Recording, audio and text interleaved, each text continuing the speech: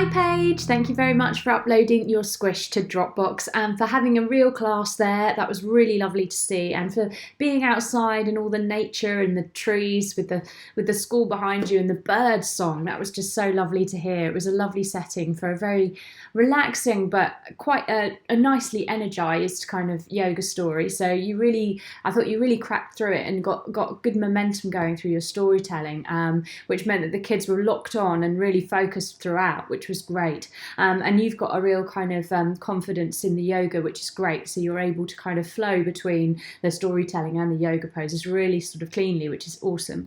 I've got a bit of feedback here for you, just broken down into little sections, and I'm hoping that's just going to help you.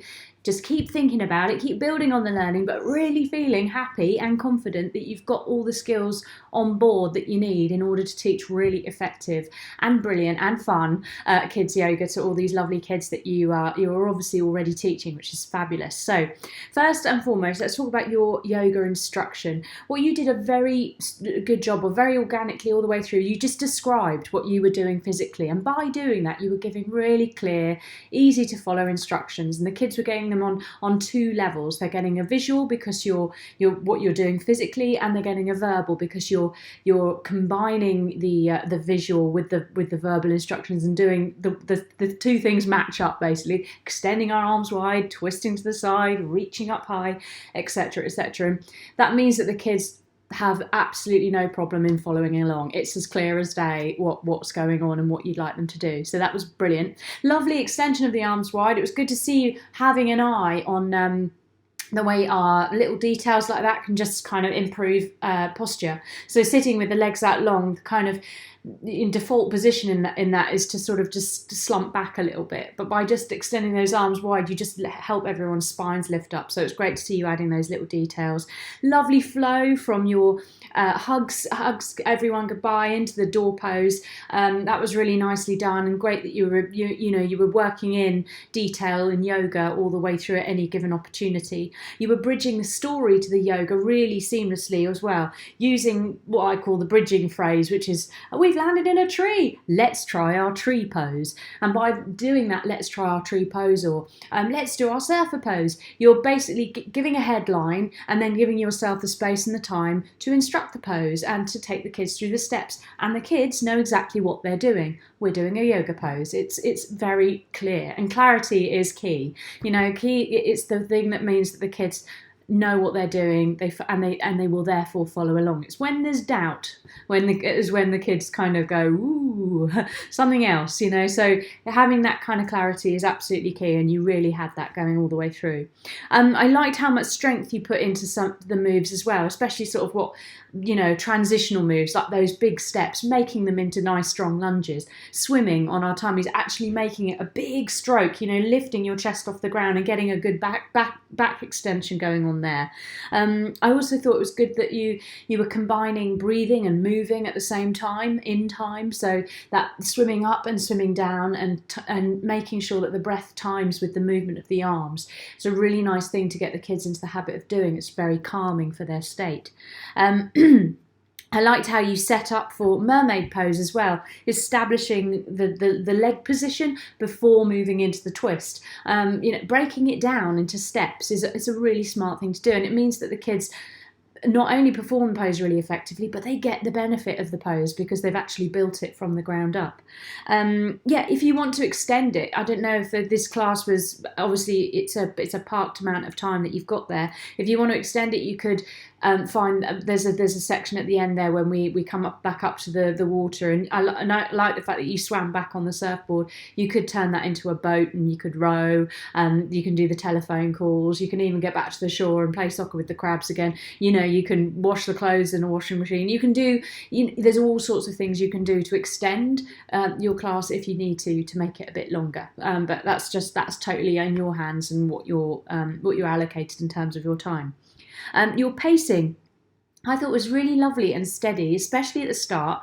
Really nice that you had that kind of moment just to take a few deep breaths, just to kind of centre and get to kind of a focused place before then embarking on the adventure. Really nice beginning. But then I thought you had a really good momentum about the pace. You really built the pace. You kept it moving, you kept it flowing. You used the story as a kind of really nice like train that just kept going. It was like tracks that just could, and you were on that train, and it kept going. It was great. There was a nice build of pace as we found ourselves at the beach, and we played football with the crabs, and we swam, and we surfed, and then we rested on the board. That had a real nice build of pace, and then and nice that you gave them some time just to properly chill out, and gave you a moment just to grab a little sip of water. Absolutely lovely. And that pace down to relaxation was nice and gentle, using that second hot air balloon just to kind of gradually get us back to ground and back to sort of relaxation position. That was really nice too. Again, you can extend that bit. You can do the tiptoeing, the kind of the kind of quiet thing, the sort of sitting in bed with the legs out long, stretching forwards into a seated forward bend, and then pulling covers up over you. You can, all of these things you can kind of enrich it with if and when you feel like it. Your language, really clear and simple introduction, telling the kids what they're going to do and what's expected of them. I like the fact that you set a couple of boundaries around talking, and just simple, one rule: we're going to follow the story, and you copy the moves that I do, and that's a really nice, clear, nice intro. You were using praise as well throughout, lots of goods. Wow, strong muscles. I like the fact that you pointed out that was nice. You landed the message really cleanly when Squish was reunited with Titch about us having our own adventures and being brave to have those adventures.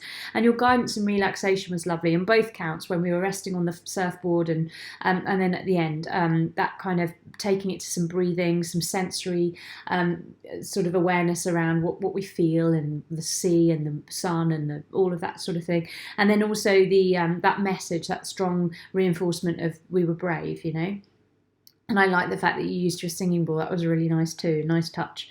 Your story flow, really fluent and really well learned. I think it's great, you've repeated the story. The kids have already done it once, but they were still fresh to it. They were still really enjoying it and happy to kind of follow that sequence and be in that sort of adventure on that journey with you. And I thought you used the story to really keep the sequence moving, and keep it interesting. And really that's so key and fundamental.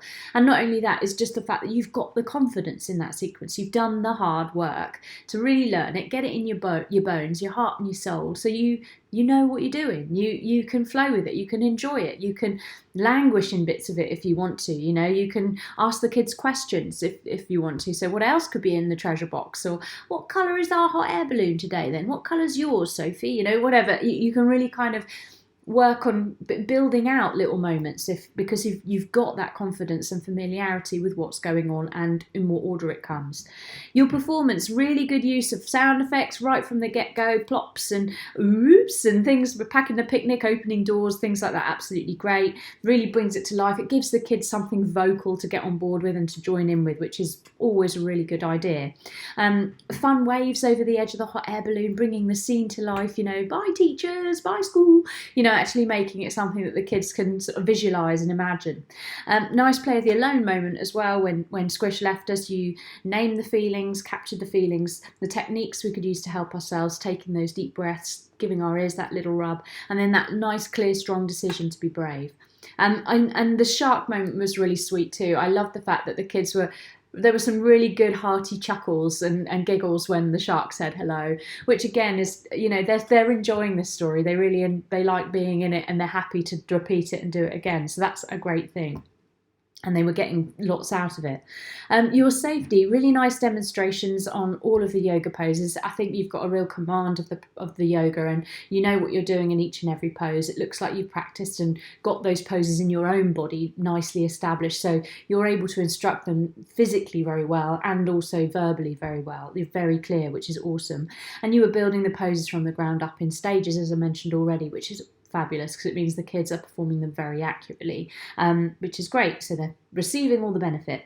So overall, Paige, I think you've got this nice balance of fun and authority. You were animated and energized and brought a sense of playfulness to it, but you managed to retain that sense of I'm the teacher, and there's a sort of formality to that, and the kids are going to copy and stay focused on the activity. I thought it was clear and well practiced in the yoga poses, as I've said already, and you were fluent and confident in the sequence and the story of the event. So that was all really clear. So really well done, Paige. Do keep in touch with me. Let me know how it's all going, and I wish you all the very best with your kids' yoga. Take care.